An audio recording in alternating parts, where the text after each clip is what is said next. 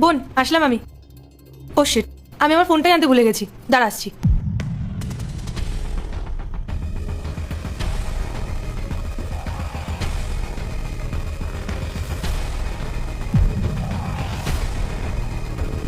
বাবা,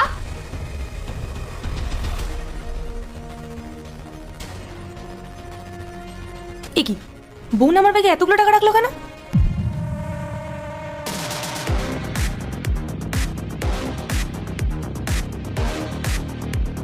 বাবা আসো আসো। ওই দেখো, দিদি তোমার আলমারি থেকে টাকা নিয়ে পালাচ্ছে। পায়েল, এসব আমি কি শুনছি? বাবা বিশ্বাস করো, বোন এসব কি বলছে আমি কিছুই বুঝতে পারছি না। বোন মিথ্যা কথা বলছে, আর আমি নিজের বাড়ি থেকে কেন টাকা চুরি করতে যাবো? আমার কিসের অভাব? থাক দিদি, আর নাটক করিস না। আমি নিজের চোখে বাবার আলমারি থেকে তোকে টাকা বার করতে দেখেছি। আমি জানি বাবা, ও এই টাকাগুলো নিয়ে গিয়ে ওর বেকার বরকে দেবে। ওর বর তো কোনো কাজবাজ করে না, সারাদিন বাড়িতেই বসে থাকে। আর ওদের ঘরে যা জিনিসপত্র আছে সেগুলো তো তোমারই যৌতুকে দেওয়া জিনিসপত্র। আমার কি মনে হয় বলো তো, এবার যাওয়ার সময় তুমি ওর হাতে টাকা দাওনি না, তাই জন্য চুরি করতে শুরু করে দিয়েছে। মুখ সামলে কথা বল পূজা, আমি অনেকক্ষণ ধরে তোর এই ফালতু কথাগুলো শুনে যাচ্ছি। তুই কি বলতে চাইছিস, যে আমি বাবার টাকার লোভে এই বাড়িতে আসি? শোন, আমি বাবাকে ভালোবাসি, বাবার শরীর স্বাস্থ্যের ব্যাপারে আমার চিন্তা হয়, তাই আমি প্রতি মাসে একবার হলেও এখানে আসি। আর আমার স্বামীর ব্যাপারে কথা বলে তুই কে? ও যথেষ্ট পরিশ্রম করে, আর ও যতটুকু টাকা আয় করে সেটা দিয়ে আমাদের সংসার সম্মানের সাথে চলে যায়। চুরি করার মতো দিন এখন আমাদের আসেনি। ও আচ্ছা, তাই বুঝি? তুই যে বাবার অন্ধ ভালোবাসার সুযোগ নিচ্ছিস সেটা কি আমি বুঝি না? বাবা জিনিসের প্রতি তো বাবার কোনো খেয়াল নেই। তিনি ভাবেন তার বড় মেয়ে খুব ভালো, তাকে অন্ধের মতো বিশ্বাস করে। শোন দিদি, এতদিন আমি এই বাড়িতে ছিলাম না, তাই যা হওয়া সেটা হয়ে গেছে। এবার আমি যখন ফিরে এসেছি, আমার উপস্থিতিতে এই বাড়িতে আমি কোনো চুরি হতে দেবো না। তুই একে তো চুরি করলি, তার উপর আবার বড় বড় কথা বলছিস, লজ্জা করে না তোর? উফ, তোরা থাম, আমি বরং ঘরে গিয়ে দেখে আসি।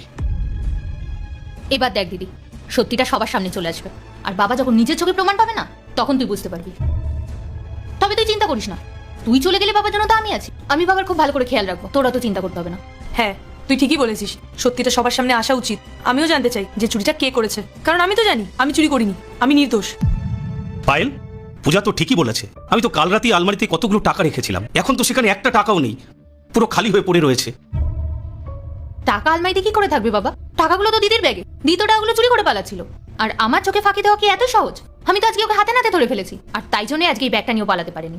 আর দিদি, তোর এই নাটকগুলো বন্ধ করে সত্যিটা এবার স্বীকার কর। বাবা, তোমার যদি বিশ্বাস না হয় তাহলে তুমি দিদির ব্যাগটা চেক করো, তাহলেই তুমি জানতে পারবে।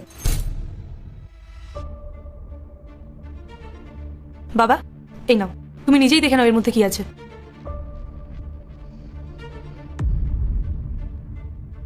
কই পূজা, এই ব্যাগে তো কোনো টাকাই নেই, শুধু কিছু প্রয়োজনীয় জিনিসপত্র আছে। কি রে পূজা, বাবা তো দেখেই নিল, এবার তুইও দেখে নে। দাও তো ব্যাগটা।